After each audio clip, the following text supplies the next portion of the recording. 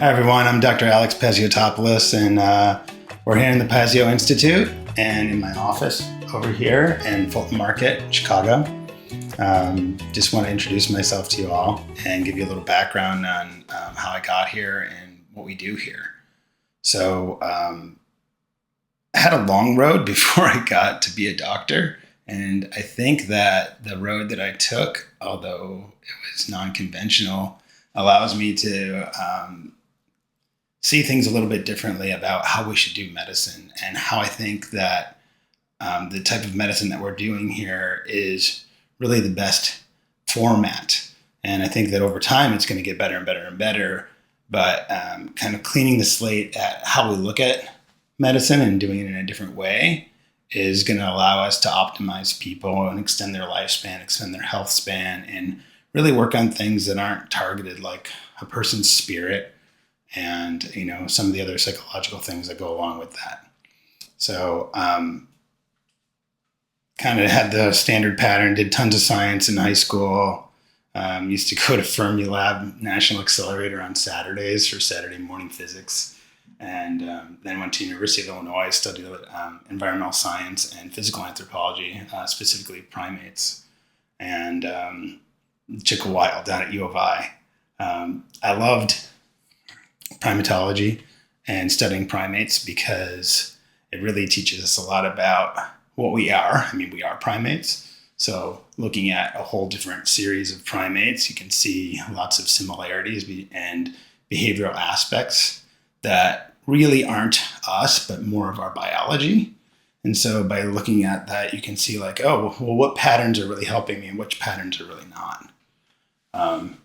Then I became a builder and started building houses and doing additions and things like that, and really loved doing that for a really long time. And what that taught me was project management and how important project management was if you were going to get things done efficiently, if you were going to get things done within a good budget, and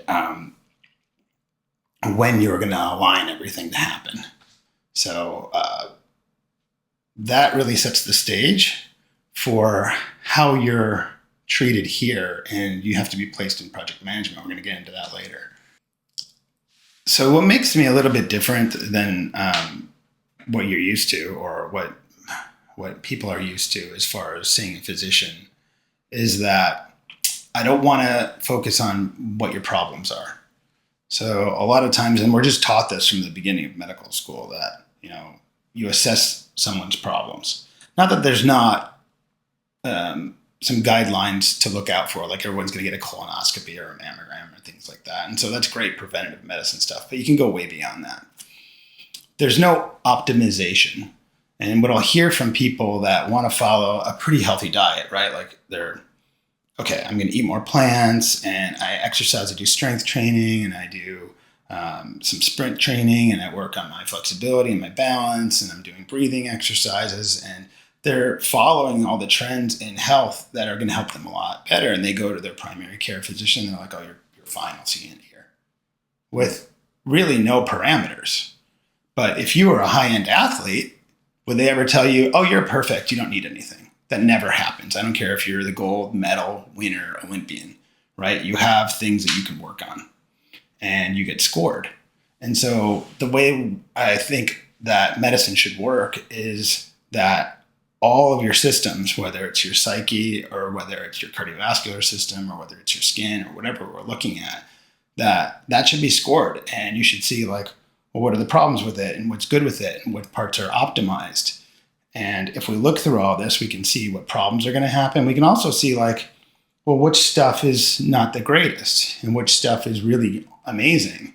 And amazing things will say like you're super open and you're artistic and whatever that is, right? Well, I want to make sure that you've done, the plan for your life that's around the strengths of your life. And I find a lot of times people are, working in parts of their life that are not very good.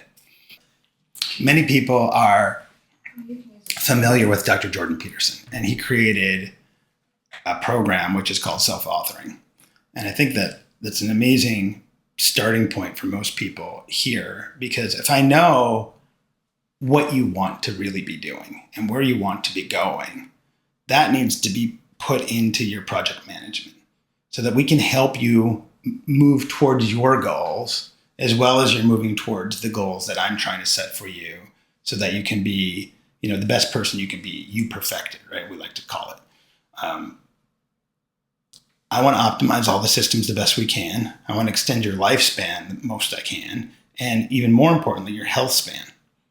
And while we're doing that, we want to decrease your chances for getting cancer, decrease your chances for becoming decrepit, and maintaining you all the way. Maybe you hurt your knee. And instead of, going a conventional route and, having arthroscopic surgery and cutting things out, we have regenerative medicine techniques. So ultrasound-guided PRP, ultrasound-guided bone marrow, ultrasound-guided micronized fat, lots of peptides to help you recover, focal shockwave to stimulate the tissues to grow, or the bone if there's a problem with that, or even a joint. So all the things that we're trying to do are to optimize the body, not where we're causing any more harm to it. And it's not that we don't use pharmaceuticals. I use lots of pharmaceuticals. And I repurpose things for different purposes. And I'm always trying to stay on the bleeding edge of what is safe that's going to optimize you. So going to all types of conferences, whether they're functional medicine conferences, whether they're age reversal conferences. Recently got back from a cryonics conference. And, we're building cryonics into medical engineering now, into project management as another part of your safety net. So it's always evolving. And that's what I really want everyone to know, is that, you come here and you're going to get an education. And I called it an institute for a reason.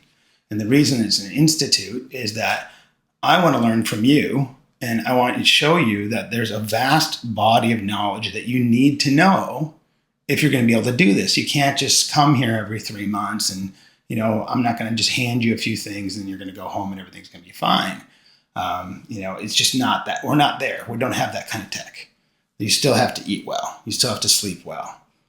You still have to exercise. You still have to take your supplements or take your pharmaceuticals and do your peptides. And it's a lot of work, but it can be done in a way where if you do it correctly, it enhances your life.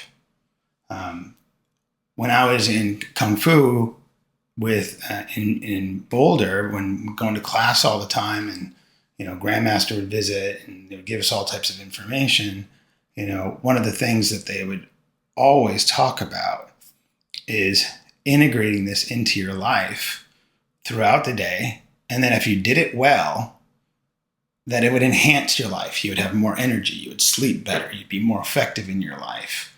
You'd be more resistant to stress. And if you didn't do it, you wouldn't be as well. And a lot of people are like, well, wait a minute. It takes a lot of time to do this stuff. But if you become healthier, if you're sharper, if you're more effective, then the amount of time that you're taking to do this pays off, exponentially. And I think that that's one of the bases of what we're doing here. And, you don't have to do Kung Fu, but what we're doing is we're distilling some of the things down from all the things I've done in my lifetime. So I'm taking some of the things from yoga. I'm taking some of the things from Kung Fu. We're taking some of the things from Wim Hof, right? From Dr. Jordan Peterson, and distilling all these things down into what you really need to do and how you need to rotate it in your life so that it enhances your abilities. And they're trackable, they're measurable. And most people in like the biohacker community that are running and they're trying to, do the best they can because they're not under an institute. They're not under a doctor's care. They're just, listening to podcasts and they're grabbing supplements. And what I notice a lot is that in that hacker community, they'll do this for a while as a fad, and then they do this for a while as a fad. And, they just jump around from thing to thing and they're not really consistent with stuff. And so it's nice to come here because you have an entire regimen. So it'll be like your name, medical engineering regimen, and it'll have your whole program. And then that program's in project management. So we're keeping you on track with what you need to do. By looking back at this, what you need to do. soon we're releasing an entire education suite. So rather than you having to go look things up or me giving you links to things, you're going to be doing videos and you answer questions, and it's going to unlock these regimens. Eventually, you're going to have an app. And so lots of cool stuff coming out in the next year that I'm really proud of, and it's been taking a really long time to put together. But I think that the end result is going to be amazing, and you'll even be better. It'll be easier for you to know what to do when you need to do it, and it'll be easier for you to communicate. So a lot of these things I'm really excited about, and I'm excited to have it for myself. I'll get the question, well, why can't my primary care physician do this? And the reason is multifold. One is they have to follow a certain guideline in order to get paid. So they have to code your visit. And most visits get coded for about a 15-minute slot. You have to have a lot of crazy stuff going on in order to code for more, right? Or you have to get creative, which most people don't want to do because they don't want to get audited, right? So you have a 15-minute slot. In their electronic medical record, they have to make sure that they dot their I's and cross their T's and put all this stuff in. So if they're charting and they're charting well, out of that 15 minutes, about half of it's charting. Sometimes it's a little bit more. And, patients, they'll tell me, like, I get so annoyed because my doctor wheels in, a computer there and they're talking to me and they're typing at the same time. And, I'm like, well, they kind of have to, right? Unless they have this full-time scribe running around with them, which not a lot of people can afford. And, so they're going to have to do that. If they didn't do that and they saw X amount of patients per day, well, then they're going to have to stay after work for X amount of hours to write all those notes, and they can remember what the heck they said where off of some piece of paper that they're jotting notes down on. So nobody wants to do that. They want to get done. So you have maybe 7 minutes, right? And you'll have more with a doc that's really conscientious, but you're not going to get much more because they can't give it to you. What can you do in that much time?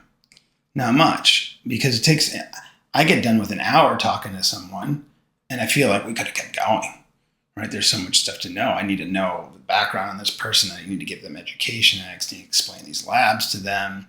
There's so much going on. So one is they have a time problem. And in that short period of time, they don't have time to go over the stuff for your psyche, the stuff for all your exercise, the stuff for your diet. How are you sleeping? How are we going to track your sleep? They basically have to look out for nightmares, right? They're going to get basic labs and they're going to be like, oh my God, I got to watch out for diabetes. I got to watch out for hypertension and all the big things that are going to kill people.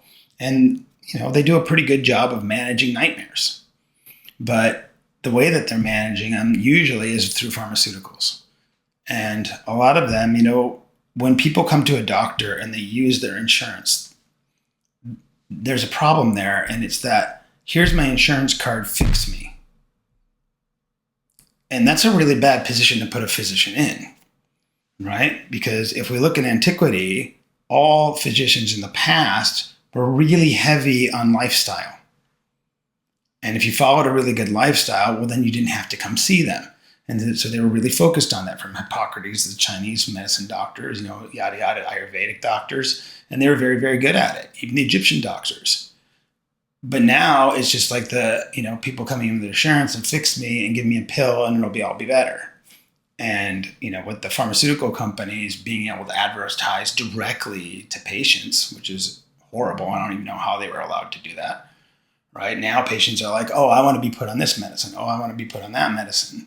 And so the physicians are in a really bad position, right? They're dependent on the insurance companies to pay them, and they have to fulfill all that. They have a really short time period, and they're only allowed to get certain labs, or they're not going to get covered, and they can only see people certain times. And the way that their electronic medical records set up is it's problem-based. So you want to get paid, well, you have to put down problems. Well, what if I had somebody that doesn't have any ICD-10 codes? Right? I have to make them up. Or somebody that's really healthy that comes to me that wants to live the longest life they possibly can at the best quality. There would be nothing for me to put down. I couldn't even justify basically for them to come in. And that person needs a lot of help, because we need to go into detail. What are they doing? How are they doing it? How are we going to make it better? What's their biological age versus their chronological age, right? What are their telomere lengths? What does all their inflammation look like? What's their microbiome in their gut like? You can't possibly do any of that in regular medicine. If they tried to order some of this stuff, they would get flagged so fast. And so they just stay in their box and they do the best they can with the tools they have and the limitations that they have. But patients need to understand that their doctor's limited, right? And it's not so much that those docs wouldn't want to do all of this, because I don't see any doc that I've ever spoken with in talking about applying engineering, maintenance engineering and industrial engineering basics into medicine and say, oh, that's a bad idea, right? They would love that, but that's not the system that they're in, right? I mean, which doc wouldn't want that? They get to their EMR and they look at it and they could just to see, you as that person, that avatar spinning around so we can see you, and off of it, all of the optimization around you, right? Oh, what's his cardiovascular score? And then just click on it and be like, oh, all right, I had these tests done at this time. These were the results. And everything's really fast. And I can just see everything that's wrong with you very quickly instead of this really cumbersome electronic medical record, that's all problem-based. So that's the limitation for the regular doc. We don't have those kind of things here. And the reason that we don't have that is that you voluntarily come here and you say, I get it. I went through the website. I understand how this works, right? We're going to get all these really detailed testing. I'm going to go through these detailed questionnaires. We're going to do all types of tests in the clinic. And we're going to figure out the best way for me to live the longest life. And we're going to work around whatever it is that I have to, use as far as resources. So if I have a lot of resources, well, I can do all of these things. And if I don't have a lot of resources, well, I can do some of these things. But at any level of engagement here, you're going to get your full life plan, right? You might not get all the bells and whistles of all the different medicines and all that kind of stuff, but every single person that comes here in the clinic has access to all the information, right? So there's no limit to how good your diet can be, even at the lowest level, or like what your exercise levels are and how we're going to, optimize that, and why I think strength is so important, and why I think power generation is so important, and why I think endurance really isn't. And we can go through a lot of stuff like that. All of those things, your sleep, training, your focus, all of that stuff is available to every single person that signs up at the lowest membership level that we have. And really, there's only one membership, and then you just have add-ons. And maybe you can't do all the supplements, but maybe you don't need them all. At least you need to do the basics. Everyone needs some type of omega-3 fatty acid and vitamin D. And, there's all kinds of data that if we just gave those two things to the world, like the total diseases would drop dramatically, right? Lots of problems would just go away. So everyone should be on that. And there's no reason that you shouldn't be. And anyone that's telling you not is just not looking at the evidence. So all this stuff you learn about when you come here. And the reason you need to learn about it is if I just hand you something, here, take this, and it's going to help. Well, now you're just taking that on faith. Well, that's never going to really work, right? If you understand that, okay, this is a problem I have, and I want to get, not only do I want to get rid of the problem, I want to optimize the system. And by doing these things, well, this works on this mechanism, and this works on that mechanism, and this is non-toxic. And this also has the benefit of doing Y and Z. So now you're like, well, how could I do it any differently now? Because you understand it. And understanding is built on a pyramid. And the more you understand, the more you're going to want to do. And the more it's going to make sense to you. And I want to hear from my patients. Sometimes they'll come in and they'll be like, hey, I just read this study. And I'm like, sure, give it to me, right? There's no way I can stay on top of everything. It's impossible. Information is just flying, and this age reversal space is just exploding.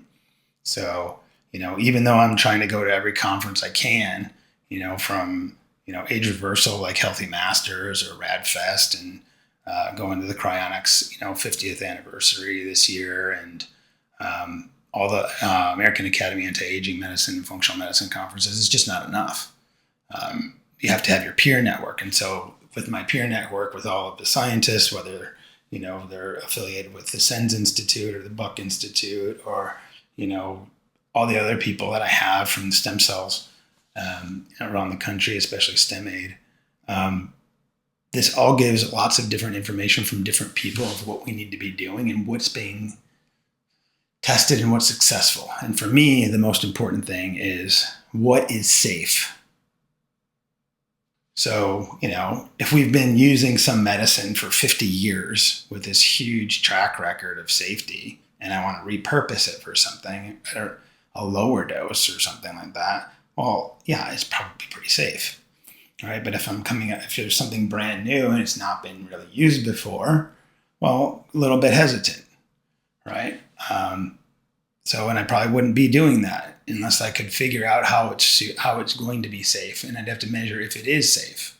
And the thing that we're doing all the time is everyone's getting labs quarterly.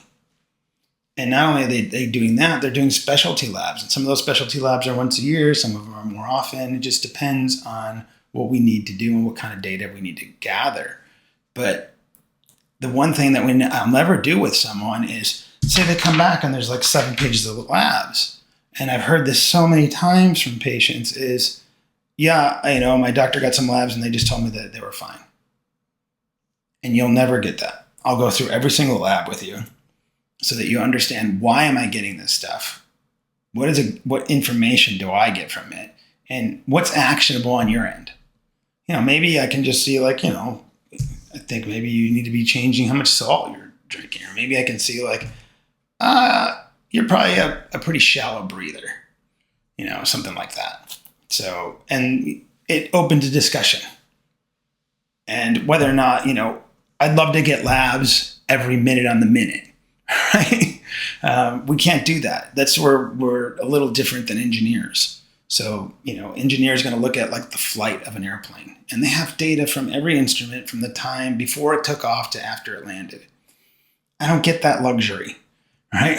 I get blood labs every 3 months, which is amazing. And then, you get some other labs here and there, but they're spot checks, and they're also subject to a little error. How long did it take to get there? How long did it take them to process it? And so we're not working with a perfect system yet, but it's really good. And by doing this, we get to a really great place. In the future, you're probably going to have implantable devices that are going to give us all this type of stuff. And when it's available, we're going to use them. So the whole idea here is that we're staying on top of things, and you can rely on us to give these things to you when I think that they'll be able to be useful. Because there's a lot of stuff out there that might be useful, but we just don't know yet. And it could just be really expensive and it's not worth it. And if you want to go and try to figure out, all right, I'm going to do all my biohacking and there's all these things I can buy and these things I can do, that's a huge investment of your time. And if it's your hobby, that's cool. But you're also not in the space that, someone like me is, where as a physician, I can learn all these things and then kind of distill it down. So you're getting everything created for you to make you better. And even for me, if I try to just sit there and I don't talk to other people about my plan, it's probably not the best plan because it's going through my filters. So it's really nice to have someone look at you objectively, after they hear your story and they go through your questionnaire and they go through your labs to make this plan for you that keeps you on schedule and is moving you to become better. Because if you're here for a year and your labs don't get better, your labs get worse, what happened, right? We have to keep analyzing what's going on. And that's why you have to grab labs and you have to keep talking to people, because you can't just say, just do this and you'll be better, because it might not work, right? And, why didn't it work? Well, maybe it was a behavior problem, right? Maybe, there was a huge stressor in your life and you weren't taking certain things, or, maybe you were in a lot of pain and you weren't telling me and you were popping a ton of Tylenol. And I'm wondering, why are your liver enzymes going through the roof, right? Is it your diet? Is it this? And it's like, yeah, that's what I've been doing, All right. And it's not like it's the end of the world, but we figure out a way to get around that and get you out of pain and regenerated and back to your life. So it's always necessary. Same thing goes with toxins. We live in a really dirty world, right? We have pesticides, we have herbicides, we have heavy metals, right? We have volatile compounds. There's all kinds of crazy stuff that is in the air every day, in your water. And it's allowed, right? They're allowing agriculture to spray all this stuff. And where does it go? It goes into the groundwater, and they're allowing all this industry to put stuff into the air.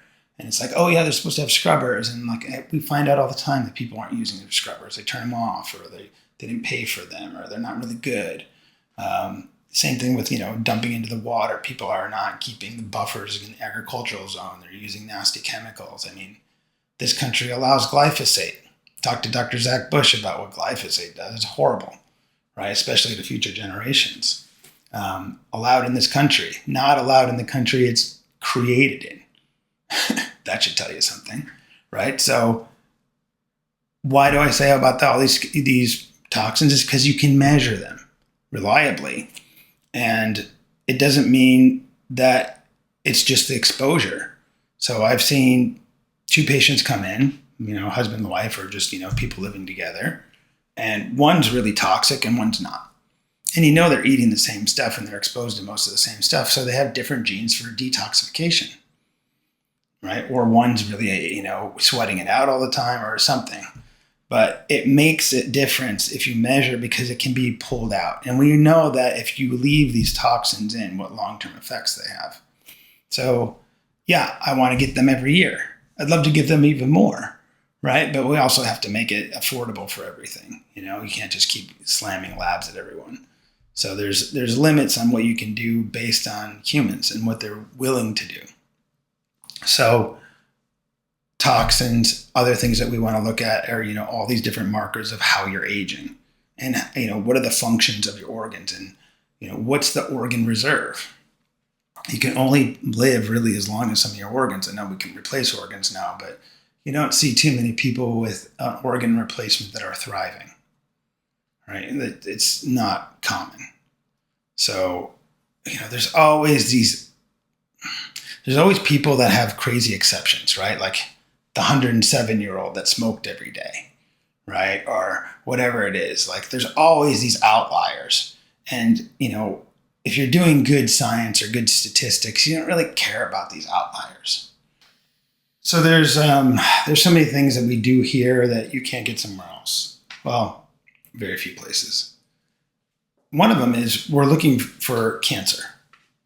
And we want to find that out early. And there's been a bunch of tests that have been looking at your blood if they could see markers of cancer that are growing. And the latest test is this test called the GRAIL. And, it's just going to get better from here, but at least we can offer this to people once a year. And you can find out, not with 100% accuracy, but a fairly decent, amount of accuracy, that there might be something growing somewhere. Because we know if you can find cancer stage 1, stage 2, the overwhelming majority of the time, if you just go to a regular oncologist, they'll cure it. But when you find cancer stage 3, stage 4, things get very complicated. Your life expectancy is not very good, and the chance of getting rid of the cancer is not very good. So we want to do everything that we can, and that's just one of the tools that we're using here for people to look for that. We're also looking at it in a bunch of different ways, and we're also offering certain supplements and medications that can help decrease that, and lifestyle changes for sure to help it decrease. And then there's also genetic studies. So some of the other things that we're doing here now is aesthetics. And I was really against aesthetics in this practice for a while, mostly because I just wanted to focus on the inside. I wanted to really focus on, can we slow aging? How are we going to slow aging? Can we reverse some of the signs of aging, which is now age reversal type of medicines? And how do I optimize this individual from their spiritual level to their psychological functioning and their cognitive functioning to their physical functioning, and they'll be able to lift and move and just be productive in a daily day, even as a communicator. So everyone goes somewhere else to get aesthetics because people want to look good, right? And why wouldn't you? Because I've seen people go get some aesthetic treatments and it raises their spirit. Now, whether it just raised their spirit on a superficial level, because it met something that they wanted, from vanity or whatever, it doesn't really matter because they're lifted. And so if they're lifted, it means, their neurotransmitters are going up, they're happier, they have more energy, and they can do things. Now, long term, there might be a problem, but we're going to adjust that. So now we're doing it because I want to make sure that the aesthetics are done correctly. So recently finished a fellowship in aesthetics so we can learn how to do all the fillers safely, do them under ultrasound guidance, even toxins, threads. And what's been really amazing is facial fat transfers. So if you've come to me and maybe you're in your 70s, you've lost a lot of volume in your face, you're not going to be able to fill that volume back with standard fillers. But we have lots of fat in our body and it works really well. And, looking at pictures of when you're younger and then the pictures of where you're at, we can rebuild the volume that was lost, not perfectly, but in a really good way so it doesn't look fake. We're not trying to make you fit some model of a person that, is a standard, but we're trying to bring you back to where you were when you were younger and that same type of shape. So I think that's great, and it fits the model here. And whether we're using PRP in that or bone marrow extracts or micronized fat, all safe stuff, sterile, ultrasound guided, and at the highest level. So, and that's the way it should be. Let's say you get injured, or let's say just, wear and tear on your body, which happens to just about everybody. Wait long enough and you're going to get osteoarthritis. So we have regenerative techniques. So scanning a joint with an ultrasound versus going to get an MRI is really interesting. So when you get an MRI, it's a static picture of your leg in one position. And it's scanned and it's super detailed and you can see all these structures. But what you can't see is what's happening when that leg is moving. How are those tendons sliding past each other, right? Is there any defects in the muscle when it's stretched to a certain spot, right? What is the meniscus doing when you're moving it, right? Is that tear flapping? Is that tear getting stuck somewhere? What's going on? And then we can do is when we're doing the regenerative injections, we're doing it under the ultrasound guidance and we can place whatever we're using, whether it's PRP or bone marrow, micronized fat, into that space. And then that patient will go home and they have a nice sleeve that they wear and they just chill for 2 weeks and then they can start rehab. And, the overwhelming majority of people that do this see a major improvement. And it's not like you're getting a steroid injection where it's just decreasing the inflammation for a short period of time and turning off your immune system so it feels better, but it's actually helping rebuild those tissues. And maybe it's not one and done, but you're going to benefit. I've torn my ACL. I've ripped vastus medialis oblique off the bone. I've had multiple tears in my medial meniscus. I've stretched the MCL. I've never had surgery, and I've only done regenerative techniques. And recently we have purchased a focal shockwave device out of Switzerland, and much different than radial shockwave. So whenever you're going to get shockwave, you want focal. Focal works much better at creating a true shockwave to get tissue to repair itself. And you can do these shockwave treatments once to twice a week. They're not very expensive. And over time, it can really be the stimulus. And if you're in like this space of biohacking and things like that, we throw this term around hermetic stress. And what it is, it could be cold exposure. It could be fasting, right? You want to create, it can even be weightlifting. So, if you pick up something that's profoundly heavy, well, your body's going to be like, oh, well, I never really do that. And that was about as much as I could possibly do. So I have to be stronger in the future because there might be a heavier weight that I'm going to have to lift. Right? So your body always responds to stress. That's why you put an astronaut in space and their bones become weaker because the body's aware of the lack of gravity. And it's like, well, these bones are only undergoing this much stress. So they don't need to be this strong. So let's create the stressors that we need to increase the quality of the tissues. And so focal shockwave is great, and it can be used at almost any joint, any tissue, to help regenerate the body, and that works really well along with the regenerative techniques of PRP and bone marrow and these types of things. And out of the country, stem cells.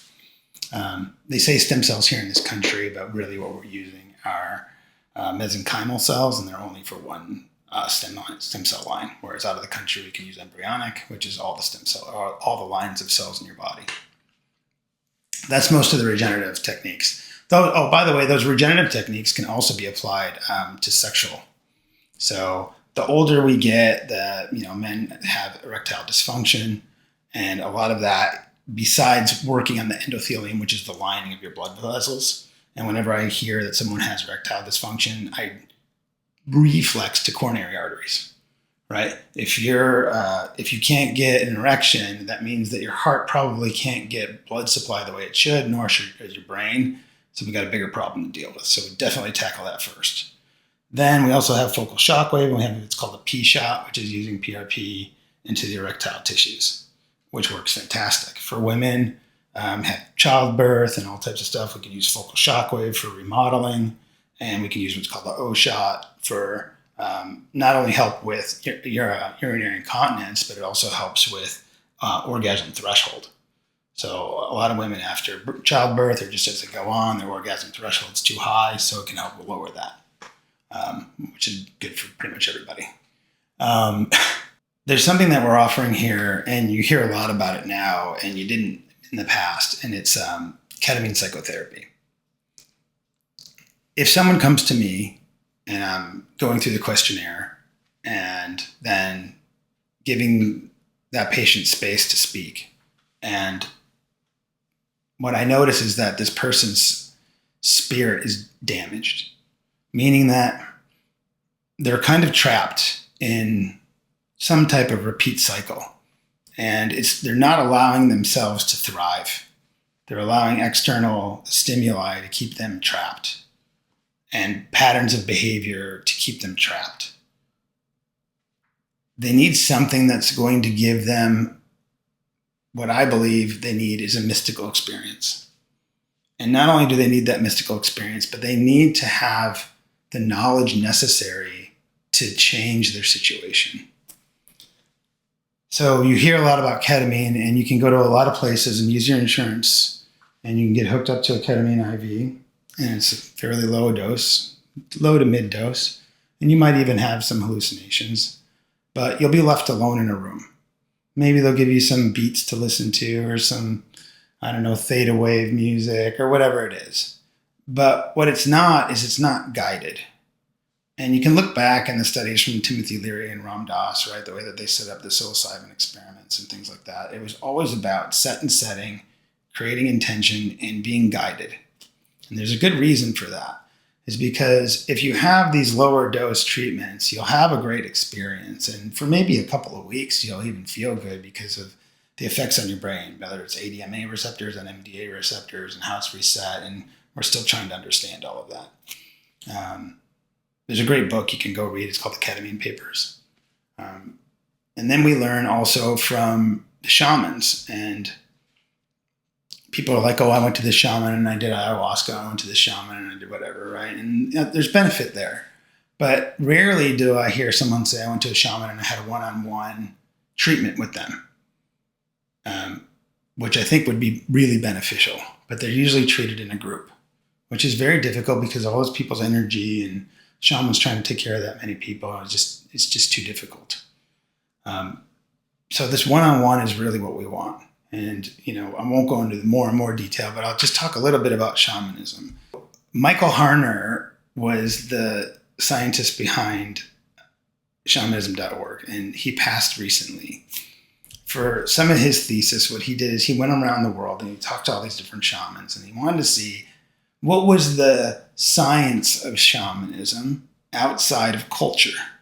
Because most shamans, what they do is mostly their culture. And when he went around the world and he narrowed it all down, he's like, it's all about the journey. They all journey, and they all depend on the journey. And how they get to the journey, whatever it's medicine or non-medicine or breathing technique, whatever it is, you have to get into the state of mind that you're journeying. And you're either journeying for knowledge or you're journeying for strength, or you have a purpose to the journey. What is the intention of the journey? And I want to bring this knowledge or this strength back from the spirit world or my subconscious or whatever you're dealing with.